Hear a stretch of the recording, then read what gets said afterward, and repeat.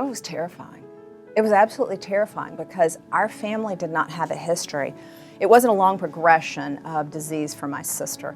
She went from a healthy grad student who put her arm in one of those blood pressure machines at a drugstore while she was waiting to pick up a prescription for my dad, and had high blood pressure. She'd had a physical the year before and saw she had high blood pressure, and it turns out that she had had damage from kidney infections, repeat kidney infections in her childhood 20 years earlier, that had damaged her kidneys to the point that she had 10 to 15% overall renal function by the time she was pushing 30.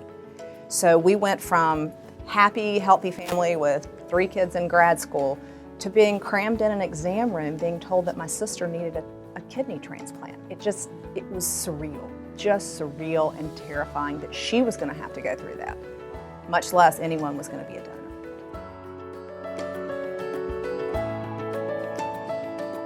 And for years, I did not talk about it. In fact, there were people who, in my personal life, that were really close to me and had absolutely no idea. If they didn't know me when I had the donation, they did not know that I was an organ donor until I joined the UNOS board.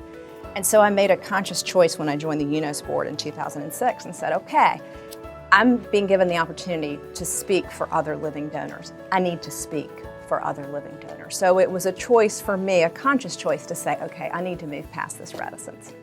It's been uncomfortable at times, but you grow from things that are uncomfortable. And so it's been really good to share my story, but it's been also really informed my story listening to others. And so there are so many different stories out there, from the families who've made the difficult decision to donate, to other living donors, to the recipients who share their gratitude for the donation, whether it's a living donor or whether it's a family who's donated the organs from a lost loved one.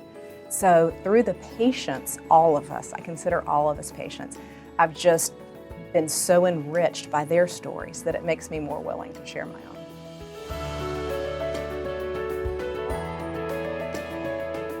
I would tell them, feel freedom to experience every range of emotion.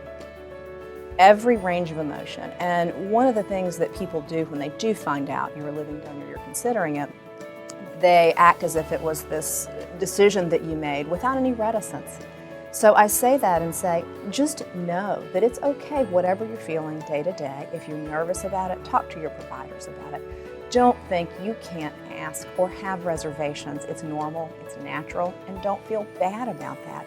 So that when you do make the decision, you look back on it and you think, I made exactly the right choice, fully informed, fully educated, and fully empowered, and not have any reservations. I am so fortunate to have been able to give to my sister, and I'm so fortunate that I was allowed to question whether that was right for me.